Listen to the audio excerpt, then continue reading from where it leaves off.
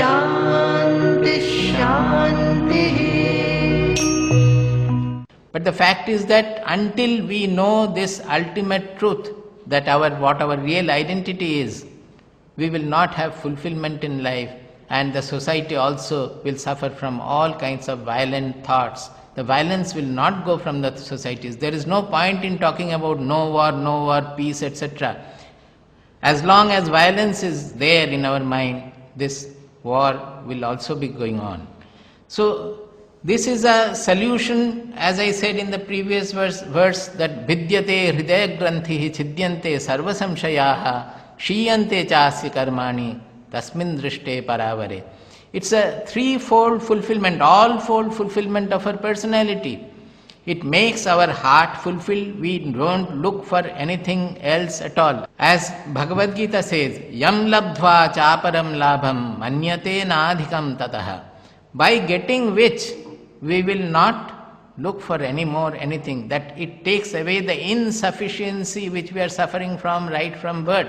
We are always looking for happiness. Whatever we are doing, at the end of that, we are doing it for becoming happy.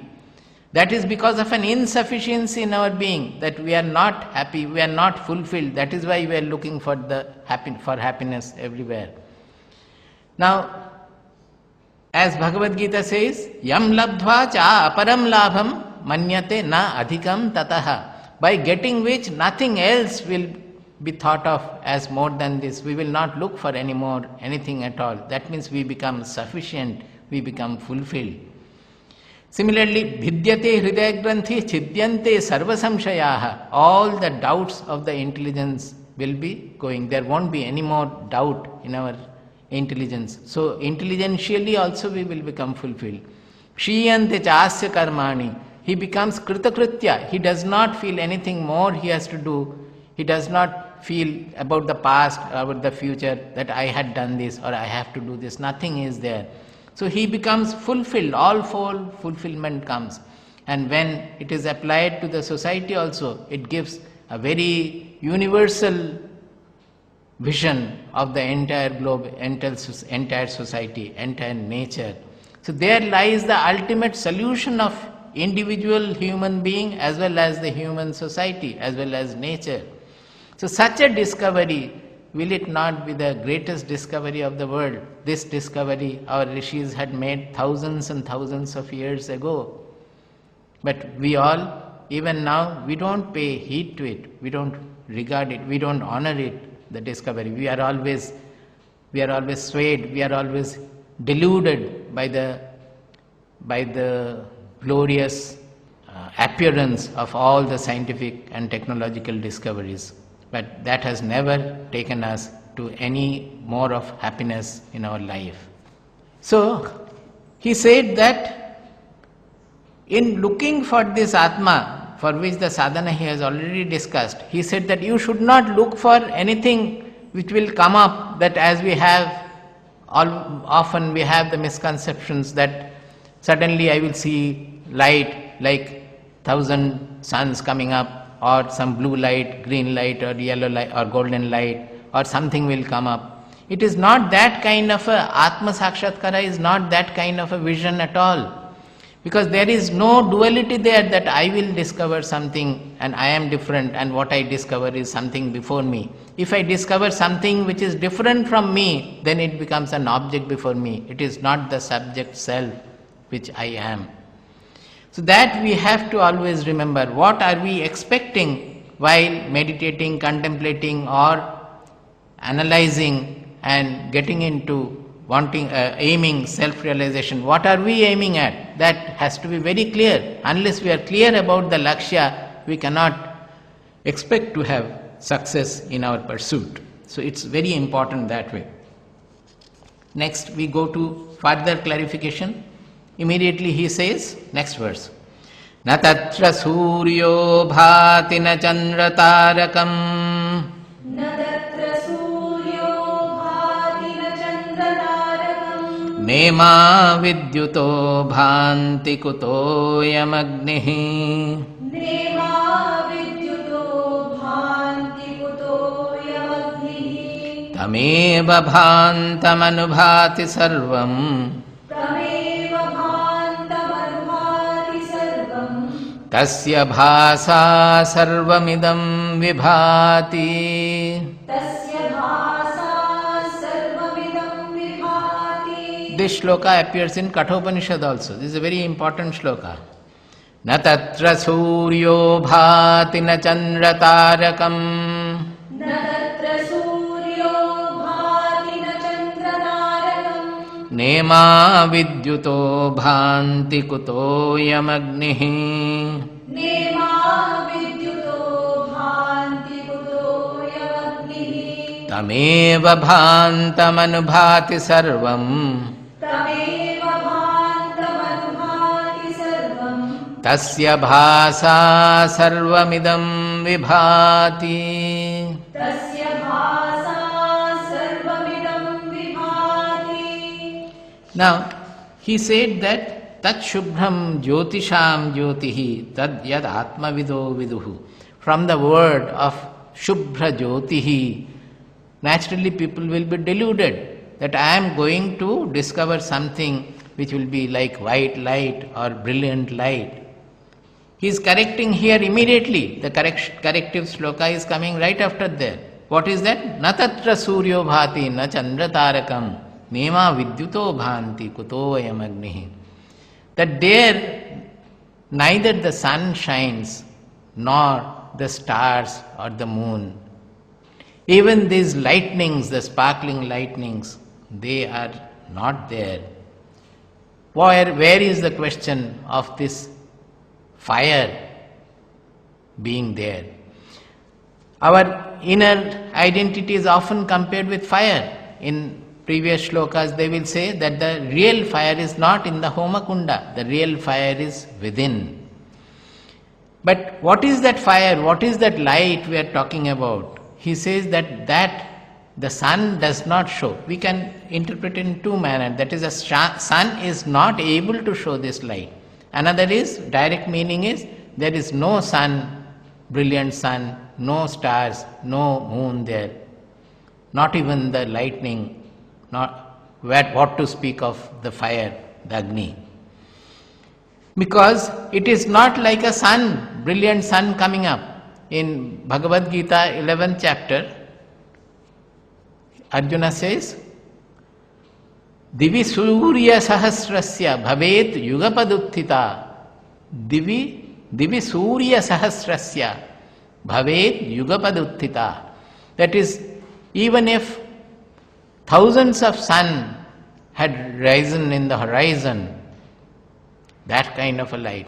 But that is a vision, that is not the truth, that is not the knowledge. Here, there, what Arjuna is seeing in Vishwarupa Darshana, it is just a vision enabled by the Vibhuti of the Guru, by the special power of Sri Krishna. Arjuna is given the Vishwarupa Darshana, the vision. It is not knowledge, we should not confuse with that. In discovering the Atma, discovering the soul, our real identity, there is no question of it appearing like thousand suns. It is only an allegorical reference. It is the enlightenment that all the ignorance gets dispersed. So it is like tamasah parastat, means not that physical darkness, but the darkness of ignorance going and the light of knowledge rising or shining over there. Nema vidyuto bhanti kuto ayam agnihi. Even the lightning does not shine there. It cannot show this truth at all. Where is the question of this Agni? Now this verse actually we use for Arati also. See how beautifully our rituals are also devised. In Arati, generally the idol is there and the Arati when we are showing with the camphor or any other deepam, the purpose is to show the face of the deity in a brilliant light, and we show the camphor because of that. Now on one hand, in practicing this ritual, here also in our ashram, every day after the morning prayer, we do the arati to the Sri Krishna idol here, and we use the camphor lamp for that. But while doing the arati, we chant this verse. What is the meaning? On one hand, we are doing the arati, ritual is necessary for everybody. We are doing the arati to show the deity. But on the other hand, what we are chanting, we are actually mentioning that, well, that truth cannot be shown even by the sun, moon, the lightning or the stars. Nothing can show that truth. Where is the question of this camphor fire, this fire showing that truth? So although we are showing the face of the deity, but our focus should be not on the face of the deity, but on the reality which the deity represents. That should be in our mind. So this is the greatness of our rituals. Anybody who becomes a little interested or inquiring, this will strike, that arati will go on everywhere, in all the temples, everywhere this arati will be practiced. Generally people will not bother about the meaning at all. They will see the arati, the face of the deity, they will do namaskara and they will be so much overwhelmed with devotee. But one day, sometime somebody will be there whose mind will strike that what is the mantra they are chanting along with the arati. And when they understand, then their mind will be given a new clue, a new horizon will open up, that where to discover this real truth, the real God, the ultimate truth. In the next line he says, Tameva bhantam anubhati sarvam tasya bhasa sarvamidam vibhati. He says that when that shines, tameva tam eva bhantam sarvam anubhati tam anusritya sarvam bhati. That means when that shines, following that everything else shines. Suppose the sun is shining, but we will not know the sun until we are conscious, we have the consciousness. As long as the consciousness is not revealing the sun, we will not know the sun. So whatever we are seeing, the entire objective universe, external universe, or even internal universe of our thoughts, emotions, intelligence, everything, whatever we are seeing, that is being revealed by this consciousness, the Atma, the Paramatma, the Brahman. That is what I am, that our real identity. That is revealing everything. So tam eva bhantam sarvam anubhati, everything shines. Tasya bhasa sarvam idam vibhati.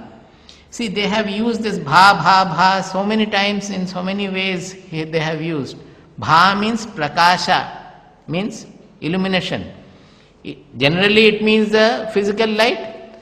When you go deep, it means the consciousness. That is, which is the ultimate revealer of the world, the external world as well as the internal world. So, this name Bharata given to our country, often we say that it has come from the Raja Bharata. That is one interpretation, but there is another deeper and much older interpretation. Bha means the prakasha, and Bharata means those who are engaged in the pursuit of this prakasha. Rata means engaged in, those who are given to this pursuit. Bharata means those who are engaged in the pursuit of knowing this ultimate prakasha, the ultimate truth, the Bha. So Bharata is an epithet given to all people who are in the pursuit of discovering this truth. The whole land was everything, the entire culture of this land was based on this, as I said the other day also in explaining the Om. That all our music, dance, art, everything, the fundamental line, the fundamental nada or the uniformity, it is all based on the expression of that consciousness. We call unity in diversity is the fundamental note of India. The entire Bharata, this is the fundamental note. People may understand, may not understand, not knowing also they may pursue the music. But while pursuing, they are coming closer and closer to this truth. If they are pursuing the classical music, by music also they will come. If they are serious, if they are sincere, if they are deep, then one day they will discover the Sukshma Nada also from there. Through the Nada, they will come to the transcendental reality of the Nada. So the Bharata means whoever is pursuing this sadhana of Prakasha is belonging to our country, Bharata. He may pursue this goal in USA or Ceylon or Cambodia or wherever. our greater sense of Bharata includes all of them. That everybody, whoever is after this sadhana of the truth, they are all Bharatiya, they are all our Bharatiyas. This is the deeper interpretation of the name of our country. We should understand it. Such a great name is given to our country. But the Westerners changed it into India, and we are so fool that we are carrying on with that. We have not renamed our country as Bharatavarsha, again going back. Not renamed, going back to its actual name. We still hold on to whatever our invaders and our rulers have given to us. Rulers means foreign rulers. That is the pathetic side of it. That is the... So, Tameva bhantam anubhati sarvam, tasya bhasa sarvamidam vibhati. Vibhati means whatever we are seeing, they are all shining with differences, fragmented vision. That everything vishesha rupena bhati, that the cloth is orange, the light is white, the stand is black, the camera is black, the stand is silvery. All these are different appearances. Vibhati means all this separate appearance, divided appearance, they are all coming. How are they coming? They may be divided as appearing, but they are all revealed by our consciousness. That is the real Bha, that is the real Prakasha, that is the real revealer. So in that revealer, they are taking all these different shapes, different forms, different colors, etc. But the real thing which is revealed through all these things is the consciousness. That is what we are always using, that I throughout the day. Without that we cannot even dream. There also that I is there. But we don't know that real dimension of that I. When we once discovered this, then all the Bheda of Bheda Drishti, that Bheda Drishti means this fragmented vision. Not that we will not see the world anymore. We will see everything. We will see perhaps better. But all these Bhedas, they will become, in Sanskrit we have a beautiful word, it is called Swagata Bheda. Swagata Bheda means it is not a real Bheda, it is in the same substance the Bheda is coming. That is, suppose we make various dolls with wax. In wax palace, there are so many personalities are there. Each is looking different, having a different expression in their faces, but all are made of wax. So that is called Swagata Bheda. Like that, when we look at the world, when we understand that this whole world is appearance on my Atma only, then the difference of that I am seeing and the world is different from me, and they are all objects, gross objects, subtle objects, etc. Those things will no more be there. They are all appearances in that same truth. It will become like that. See, in this respect, I suddenly remembered that Patanjali Yoga Sutra, which I have already discussed. Some of the sutras I have discussed in referring to the Om, the Pranava Vidya, the Om Sadhana. Here also I remembered the first 4 verses of the Patanjali Yoga Sutras. It starts with, first is Atha Yoganuशाsanam. Now therefore is the discipline for attaining yoga. Now yoga, I have so many times explained that yoga means we are differentiating our identity, the world, everything from that consciousness. Yoga means when they all get fused and there is no even subject-object duality, that I am seeing the world, that difference also is not there. That is the ultimate yoga. He is giving the discipline for that. Atha Yoganuशाsanam. Atha means it is always in our Shastras, always there are conditions for deservingness or fitness conditions. See, our knowledge cannot be given to everybody. Now because of the TV and because of so many lectures and all, it is distributed freely everywhere. That has become the modern practice, that we are always going and lecturing, and now internet has come. So through the internet, the whole world can look into any lecture, any video, any audio they can listen to. It was not like that. Before all these things have happened, our country, a seeker will come to a knower, and that too by the natural forces. His seeking will take him to his guru somehow. And to make themselves available the saints used to go on parivrajana. They would walk through the villages, through the country for a certain period of the year, so that people come in contact with them.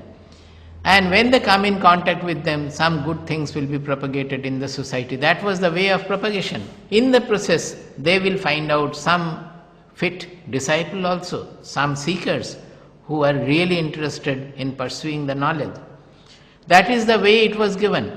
And before giving the knowledge, they would test the seeker also who is fit to take it. As we have discussed in Kathopanishad, that before Yamaraja started his instructions on Brahma Vidya, he tested Nachiketa, that whether this boy is fit for this knowledge or not.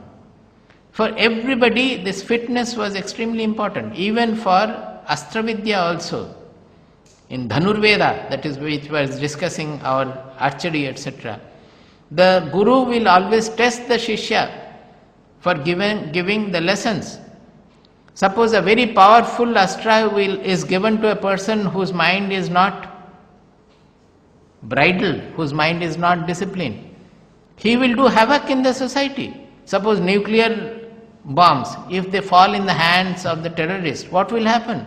They will not have the restraint in using it. They themselves also will perish in the process. The whole world will be destroyed.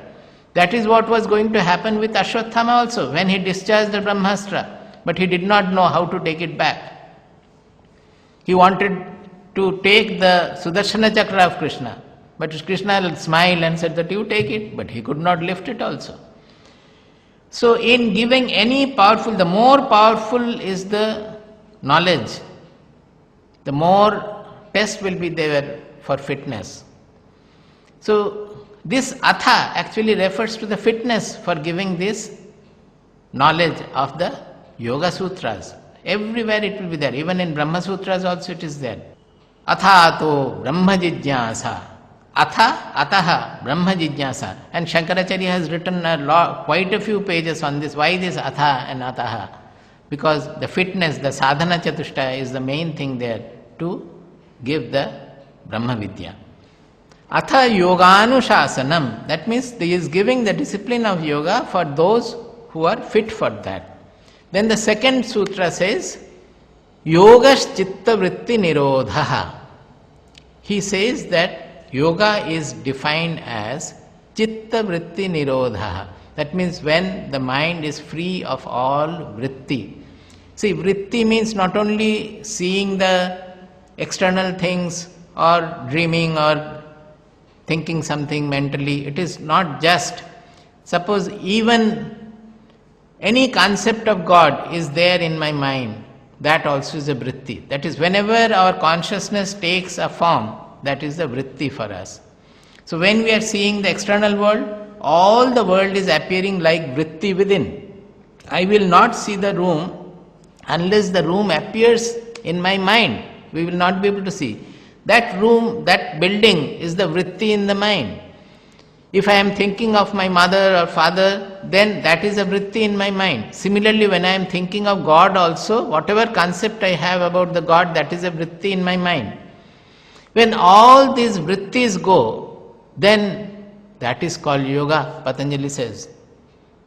This I have explained earlier also. How? Because whenever there is a vritti, that means there is a form in the consciousness, our focus is on that vritti. Suppose there is a concept of God, our focus is on that concept of the God, concept of God. Suppose I am thinking of my office, that office is a vritti. So the consciousness is revealing that office.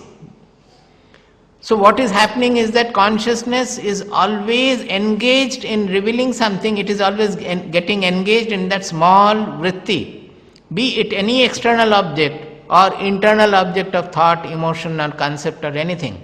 The moment the revelation is of that consciousness, of that vritti, the consciousness is becoming small, is getting engaged by that. I don't know whether I am clear. The consciousness which does not have any form, which is not limited by space-time also. When it is revealing something, the moment it is revealing some limited object, our focus is on that limited object, means what is revealed, and we miss the revealer consciousness. That is our problem. That is why we are missing the goal, missing the truth. Our focus, the moment the consciousness reveals something, this watch is revealed, immediately this consciousness is revealing the watch. Our focus is on the watch and not on the consciousness which is revealing the watch.